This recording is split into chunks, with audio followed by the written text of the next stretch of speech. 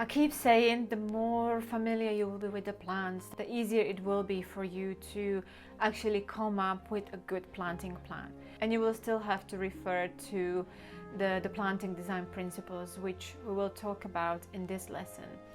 So you will be able to, as I said, create a good plan and make sure that you put the correct plant in the correct place. So now we'll briefly go through the different planting principles and how they apply specifically to planting.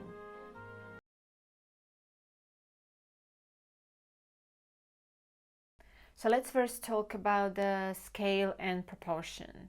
So for example, choosing the right size of the plant is very important, because if you put a large plant into a small garden, it will make it look even smaller. And on the other side, if you put small plants into a bigger garden, it will look very fussy. Also, you have to make sure when you're choosing plants that you do not emphasize on an existing problem. And also that the scale of the new chosen plants do relate to the scale of the plants that are already existing in the garden. When you group in smaller plants together, having the scale and the proportion in mind actually helps you create a better composition of plants. The proportion actually applies both to the size and quantity of the plant. For example, if you put too many plants of the same form, it might look quite overwhelming. However, if you introduce slightly larger proportion of evergreen plants comparing to the deciduous plants, you're making sure that you provide in structure and a backbone of the garden, also in winter months when there is not much around to see.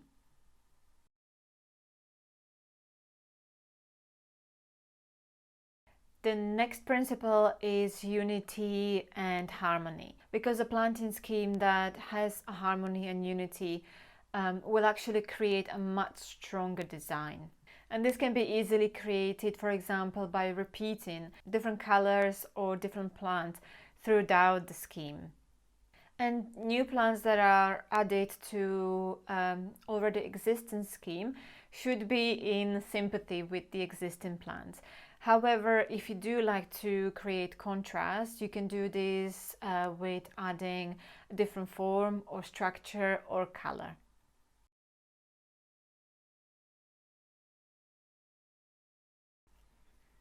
The next one is the right plant, right place.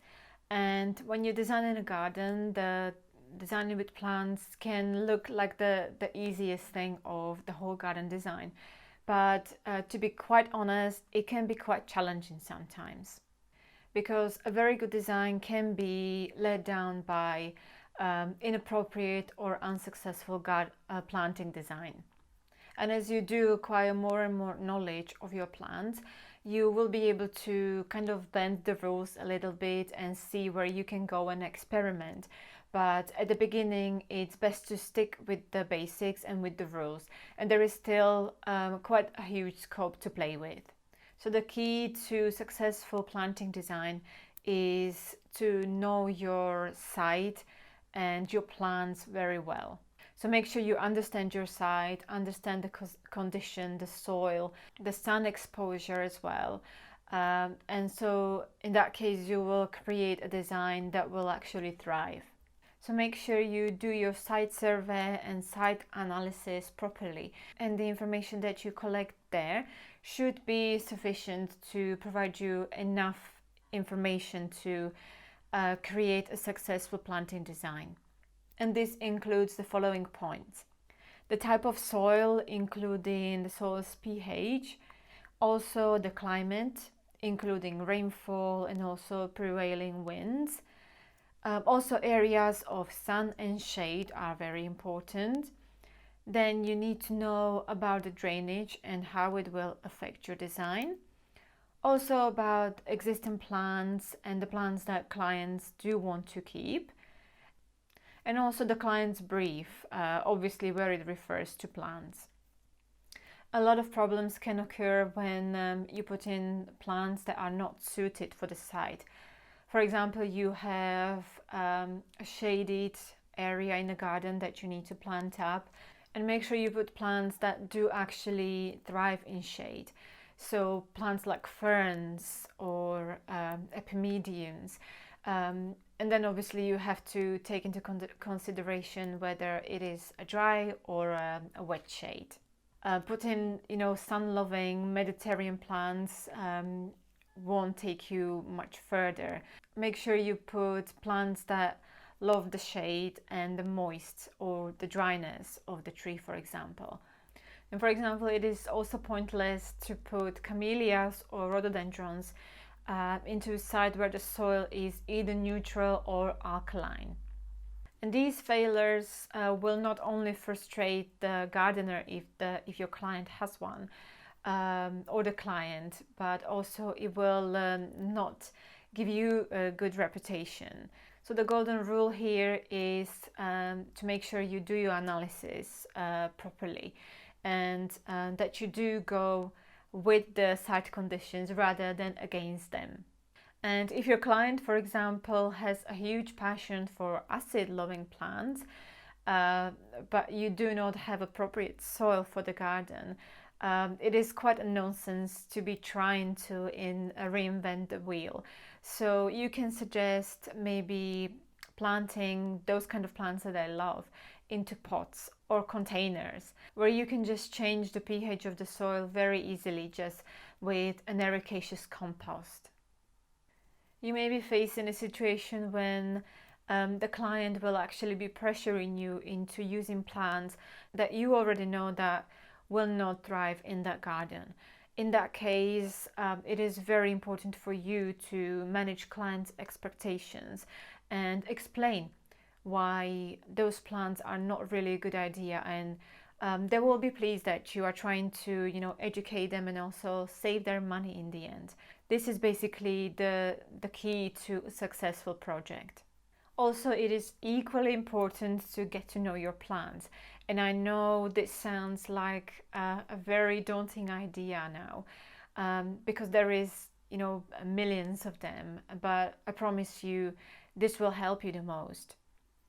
Obviously, it will take some time, perhaps many years, to build up your own personal repertoire of plants that you know and you understand well. And gardening and garden design are not immediate art. Patience is required here. And not only do the plants take time to mature and grow, so does a garden designer's knowledge. And it is very important that you don't just become familiar with a small selection of plants that you use over and over again, because a good designer will constantly be on the lookout for new plants to use in their schemes. And if not, the work can also look very tired and also become quite predictable.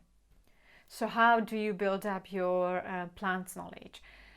So there are a couple of ideas that you can use, because learning plant names is basically like learning a new language, especially it's Latin. So if you're not used to this language, then it might be a bit tricky for you.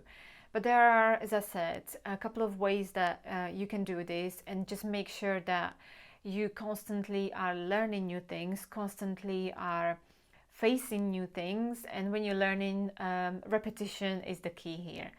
So the best ways are obviously to go out there, go and visit gardens, and look plants up close, learn their names, learn where they come from, so what kind of conditions they require, and also study their height and their spread. And this will definitely help you in creating plans and schemes and gardens that are successful. Also, how competitive is the plant? Get to know the habitat and how it behaves with different plants. And also talk to other designers, talk to plants people, go to different lectures. And also visiting plants nurseries is a very good idea.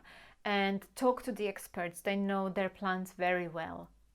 So once you start researching and learning new plants, you will soon realize that it's not as difficult as you might have thought so at the beginning. You will soon acquire a very good vocabulary, And also you will realize that planting plants and plants together is pretty much like creating a puzzle. So every piece must fit with its neighbors, but also it has to fit into a bigger picture. So the garden is the bigger picture. So don't let this put you off. It definitely will take time, but I promise it is worth it.